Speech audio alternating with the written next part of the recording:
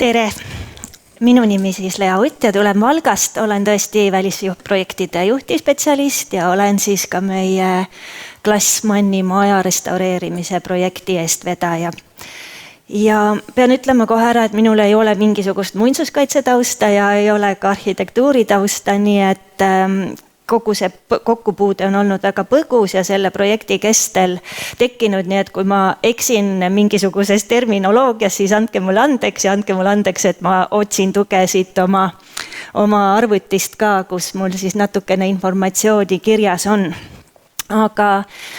siin peamise slaidi peal siis meie kena kollane maja osati paistab ja nimeks tal Glassmanni maja, kuna kunagi seal siis Glassmanni äri asus. Aga tegelikult on sellel heal lapsel mitu nime ja kutsutakse teda siis muu hulgas ka vanaks saraks ja kollaseks majaks ja see kollane maja on siis selline huvitav nimetus, mis minu arust selle projekti raames hoonele tekkis, et see maja oli nii kaua olnud tühi, et sellist keegi mäletanudki tema endist funktsiooni, et kuigi seal on tegelikult asunud mänguasjapood, mis võiks nagu hästi meelde jääda, aga aega oli lihtsalt nii palju mööda läinud, et inimesed ei osanudki talle muud nime enam anda kui siis kollane maja ja niimoodi siin minu jutu sees ka ilmselt te kõige rohkem seda terminit kuulete, et kollaseks majaks ma teda nimetan. Aga alustame siis algusest, et kõigepealt natukene seda taustalugu ka. Valga ajaloolisel linnasüdamel on olnud varasemalt väga kehv maine ja nendelt piltidelt on näha, miks see nii on olnud, et see oli tegelikult ikka päris kohutavas seisus. Inimesed vältisid seda, see oli porine, prügistatud must mülgas aeg-ajalt seal nendes erinevates hoonetes lahvatasid leegid ka ja elasid seal kodutud inimesed ja seal võis vabalt õhtuti nagu peksa ka saada. Et miks see ala selline oli, eks siin on mitmesuguseid ajalooliseid põhjusi Valga linnas, et nendesse ma pikemalt ei hakka nagu kinni jääma, aga hoopis olulisem on see, et Valgal on õnn ja et meil on töötanud ja on ka praegu töötamas selliste suurte visioonidega inimesi, tänu kellele on see linnasüda siis saanud hoopis uue näo ja ma arvan, et minu hea kolleegi Irsi töö siin seltskonnas pikemat tutvustamist ei vaja. Ja endine linnapea Kalev Härk ja endine linnaarhitekt ka, kelle eestvedamisel siis meie linnasüda on muutunud hoopis teistsuguseks. Meil on uus keskväljak ja minu arust väga ilus keskväljak, mis hästi orgaaniliselt ümber nende hoonete seal asub. Ja see kollane maja, kui varem inimesed teda võib-olla nii väga tähele ei pannudki, siis seoses selle uue keskväljaku valmimisega loomulikult sai ta siis selliseks pinnuks silmaks, sest et ümber selle maja oli kena, kvaliteetne uus linnaruum ja siis selline kohutavas seisus pooleldi lagunenud tõesti vana sara, nagu inimesed seda kutsusid ja see avalikkuse surve sellest hoonest vabanemiseks oli hästi suur, et inimesed rahvakogunemistel nõudsid ikkagi selle hoone lammutamist ja me küll proovisime siis erinevaid variante leida, et kuidas natukene rahvast rahustada ja lammutasime siis selle tiibhoone, mis oli Riia tänava ääres praktiliselt kokku kukkunud, lappisime seda maja natukene kokku, et ta lausa ohtlik ei oleks, siis katsime ta puitlastplaatidega ja lasime lastel sinna peale joonistada, et see ülemine pilt siis näitab, mis sellest lõpuks välja tuli, aga kui korralik selline nii-öelda kunstnikutöö sai sinna plaatide peale tehtud, siis see on nüüd kenasti mitu aastat seisnud ja keegi ei ole tahtnud seda ära sodida, et selline hästi rõõmus päikeselaik seal keskväljakul ta meil on. Ja et eks need eelmised ettekandjad ka siin rõhutasid seda, et selle pärandiga tegelemine on hästi kompleksne teema ja meil ka tegelikult hästi mitu teemat siin põimub, et Valga linn on ju elanike jaoks liiga suur, nagu me teame, ta kahaneb, et meil on selline üldplaneering, mis lepib selle kahanemisega ja me tahame luua sellist kvaliteetset elukeskkonda, et Valga linna elanikud saaksid ka uhked olla oma kodu üle ja oma kodulinna üle. Ja ja seetõttu siis oleme selle keskväljaku kõrvale nüüd koos oma naabrite lätlastega ehitanud ka veel Valga-Valka sellise piiriülese keskväljaku, et seda ilusat linnaruumi on palju, aga väga palju on ka veel selliseid lagunevaid hooneid. Valgas kahjuks on aga selline klassikaline turutõrke situatsioon, kus erahuvi investeerida hoonetesse on praktiliselt olematu ja niisiis ongi lugu selline, et omavalitsus peab siin eestvedajaks olema. Ja ega meil siis muud üle ei jäänud, kui asusime lahendusi otsima ja kuna hoonet ei olnud tegelikult kunagi põhjalikult uuritud, siis ei olnud selle kohta ka kuigi palju teada. Ja tõesti peale vaadates tal mingisugusest sellist erilist väärtust ei paistnud olevat. Aga et hoone on muinsuskaitsealal, siis tegime vallavalitsusega Muinsuskaitseametile taotluse selle hoone lammutamiseks ja samas mahus taastamiseks. Aga otsus oli üsna ühene, et selle lammutamisega ei nõustutud, me pidime koostama ekspertiisi ja hindama siis võimalusi selle hoone restaureerimiseks. Tellisime uurimistööd, 2020 oli see aasta, kui tegevuskava valmis sai ja Toivo Järelt Liivimaa lossidest viis selle läbi ja alles tegelikult selle uurimistöö järel siis selgus selle maja tõeline väärtus. Et kui me olime aru saanud, kui vana see maja nagu tegelikult on ja millise suurepärase pärliga meil tegemist on, et siis tuli kiiresti tegutseda, et saada valmis siis vajalik dokumentatsioon selle käimasoleva taotlusvooru jaoks ja 2020. aasta novembris me selle taotluse esitasime ja õnneks tuli siis ka positiivne rahastusotsus.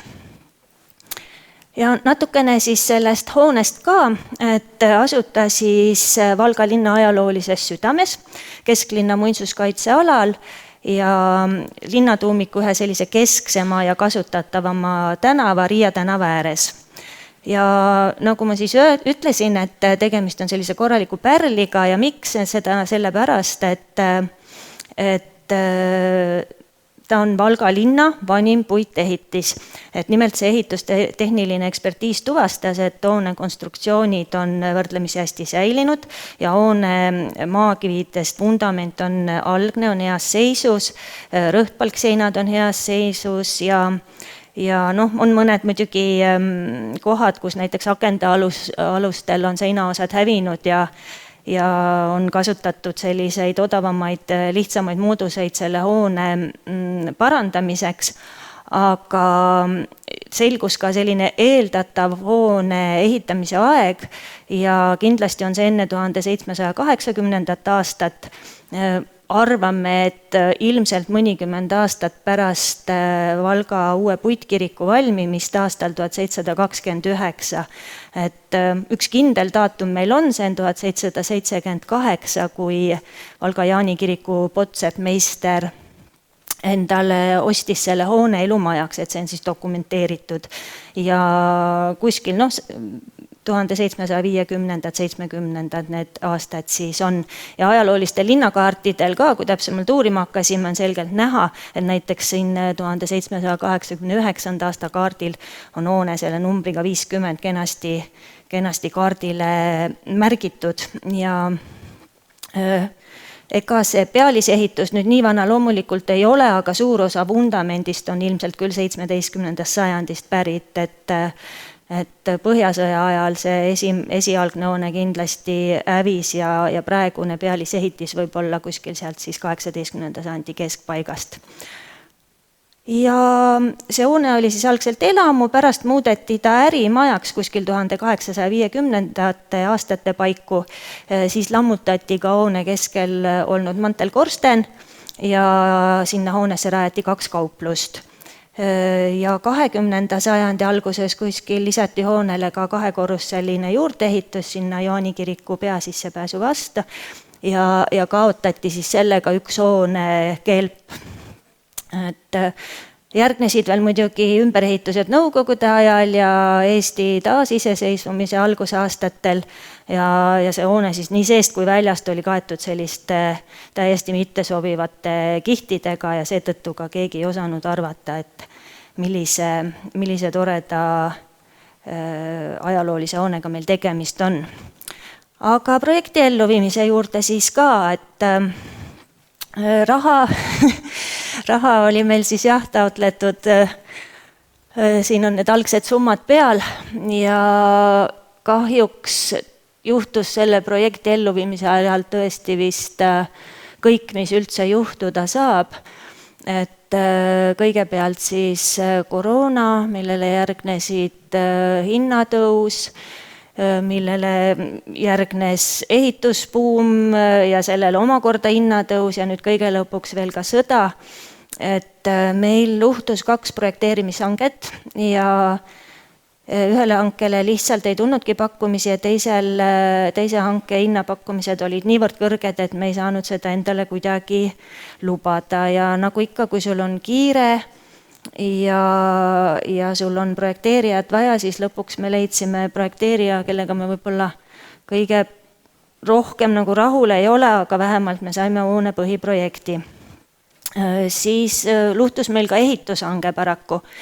et ehitushanke hinnapakkumine tuli sinna 800 000 ligi, mis on siis 2 korda rohkem, kui meil üldse eelarves raha oli. Ja nüüd siis otsustasime, et jätame hoonel praegu tegemata teise korruse, et vähendame natukene seda mahtu ja jääme selle esimese korruse juurde, kuhu need põhilised funktsioonid siis koonduvad, et maja saaks väljast vähemalt korda ja saaks toimima hakata. Ja see siis lubas meil natukene seda põhiprojekti kohendada, mille tulemusel siis peaks ehitamine ka odavamaks minema. Ja samal ajal paralleelselt me oleme siis asunud otsima ka sinna hoonesse rentnikke ja tegime seda eelläbirääkimistega pakkumise stiilis. See tähendab siis seda, et me koostasime tingimused, milliseid rentnikke me sinna hoonesse ootame ja millistel tingimustel nad välja valime. Ootasime ära pakkumised, vestlesime potentsiaalsete rentnikega ja siis lasime neile esitada lõplikud pakkumised ja praegu on meil siis 2 äripidajat olemas, kes on soovi avaldanud siia hoonesse asuda ja kuna me anname need ruumid esialgu tasuta rendile, siis meie soov ei olnudki saada niivõrd raha, kuivõrd saada sellele hoonele elu sisse ja saada sinna hoonele selline elu sisse, mis sobiks sinna ajaloolisesse keskkonda, mis kuidagi nagu võimestaks kogukonda, mis jagaks teadmisi, korraldaks selliseid kogukondlikke üritusi ja see on kõik siis see tingimus, mida rentnik peab täitma, et seal hoones tegutseda saaks ja et selle hoone ümber koguneks selline tore seltskond, kes tahab võib-olla selle linna ja valla elu ka natukene edendada, et oleks vahva kooskäimise koht. Ja et need projektitegevused on hästi palju veninud, siis me ei ole kunagi nagu tahtnud, et see hoone läheks jälle inimestel meelest ära, vaid ikka oleme püüdnud nii teha, et me harjutame inimesi sinna käima, et see maja oleks neil meeles, et see koht oleks neil meeles, et kui ta ükskord valmis saab, et siis ka seal inimesed käima hakkavad ja projekti avaürituse näiteks me siis tegime niimoodi, et me ei kogunenud kuhugi saali ja ei rääkinud tõsiste nägudega ajaloost, vaid kutsusime inimesed hoopis seda maja koristama, sest see oli maast laeni igasugust sodi täis, et selliseid konteineri täisi me saime, kui ma ei eksi, 7 või 8 sealt majas selle kambaga välja veetud. Ja samal ajal oli meil koha peal ka siis selles majas uuringud läbi viinud Toivo Erelt, kes siis juhtis koristajate tähelepanu väärtuslikele detailidele. Meie Irsiga rääkisime maja ajaloost, aga seda kõike sellise mõnusa siblimise ja töö tegemise juures ja minu arust oli üks väga selline tore päev, mis jääb nagu pikaks ajaks meelde. Ja siis Rainer juba mainis seda töötuba ka, et see tuli muinsuskaitsepäevade raames meil väga niimoodi ruttu küll see mõte, et võiks midagi jälle teha ja mõeldud-tehtud. Ja ilmselt te kõik juba siin teate, kui väärt mees Rainer on, aga ma kiidan korra veel üle, et see oli tohutult õpetlik ja hea töötuba, et teinekordki kutsume Valka uuesti külla, et loodame, et see õnnestub. Ja selle sama päeva lõpuks siis vaatasime, et kui inimesed on juba kodust välja tulnud, et siis võiks veel midagi teha, kutsusime endise linnapea Kalev Härgi rääkima Valga ajaloolisest linnasüdamest ja nendest hoonetest, mis seal ümber on ja funktsioonidest, erinevatest funktsioonidest, mis nendel hoonetel siis läbi ajaloo on olnud ja kuigi ilm meid üldse ei soosinud, et sadas sellist korralikku paduvihma, siis ikkagi rahvas sinna telgi alla kogunes ja paar tundi hästi põnevat ajalugu, selle maja ajalugu ja linnasüdame ajalugu üldisemalt me seal ka kuulasime. Ja siis räägin ka rahvusvahelisest koostööst, et ma ei pannudki enne tähele, kas me oleme ainukene, kellel on Norras partner või oli mõnel projektil veel. Et ma pean ütlema, et ega meil seda partnerit leida ei olnud väga raske või väga kerge just, et meiega võeti küll ühendus selle Facebooki grupi kaudu, kus potentsiaalsed partneriotsijad kokku said, aga sealt pigem tulid sellised pakkumised, kes tahtsid siis meiega koostöö eest ikkagi nagu raha saada ja raha oli meil endalgi vähem, ei tahtnud väga maksta. Ja siis me leidsime hoopis Norra Muinsuskaitseameti ühe spetsialisti kaudu Fredrikstadi linna ja kui ma neile kirjutasin, nad olid kohe nõus meiega koostööd tegema ja tasuta tegema ja oma väärtuslikku kogemust siis jagama ja selle üle me oleme hästi õnnelikud, et tegelikult see partnerlus peakski nagu põhinema sellise vastastiku koostöö ja kogemuste ja teadmiste jagamise peal, mitte siis olema niivõrd rahaline. Ja võib-olla võib tunduda algul, et väga erinevad linnad ja millest meil võib-olla nii väga rääkida on, et kui Fredrikstadi linn on täielikult, siis see vanalinna osa on restaureeritud ja näeb väga kena välja ja meil on peaaegu kõik hooned ümber keskväljaku restaureerimata, siis tegelikult nii linnade vanus kui ka need probleemid, mis seal vanalinna osas on üsna sarnased, et ka Fredrikstadis on sama mure, et see vanalinn turismihooajast väljaspool ei ela, seal on väga palju erinevaid siis sihtgruppe, kellega tuleb tegeleda, kui on mingisuguseid probleeme lahendada ja täpselt samamoodi on seal palju tühju hooneid, millele otsitakse siis kasutust. Ja see selline vanalinna elu toomine ja hoonetele kasutuse leidmine on meie ühine probleem, selline sarnane probleem ja nii me siis koostööd alustasime, muidugi see koroonaaeg seda natukene segas, pidime palju tegema online kohtumisi, aga sellest polnud midagi, et tegelikult selline väga, väga viljakas, ütleme nii, on see koostöö olnud sellepärast, et Fredrikstad on just koostamas sellist strateegiat oma vanalinna elavdamiseks ja meie siis tahame sellest võimalikult palju õppida ja nagu näha, siis Norra suursaadik meid ka külastas, meil õnnestus tuua Valka Eesti ja Norra koostöö näitus ja mul on väga meeles suursaadiku sõnad, kui ta ütles, et nendele projektidele nagu peale vaadates ja hoonetele peale vaadates ta oli natukene nagu kõhkleval seisul, et mis ja mida nüüd tegema hakatakse, et võrreldes mõisakoolidega. Aga kui ta koha peal käis ja kuulis kogu seda lugu, Valga linna lugu, selle hoone lugu, et ütles, et nüüd ma saan aru, et see raha läheb õigesse kohta, et väga tore oli temaga kohtuda. Ja õppereisil käisime ka Fredrikstadis siis eelmisel sügisel ära. Kuulasime, kuidas muinsuskaitse siis töötab seal omavalitsuses, kuidas vanalinnade elavdamine käib läbi turismi, et äärmiselt põnev õppereis oli ja väga palju vajalikku informatsiooni me sealt saime. Suur tänu Norra partneritele tõesti. Ja ongi minu poolt kõik.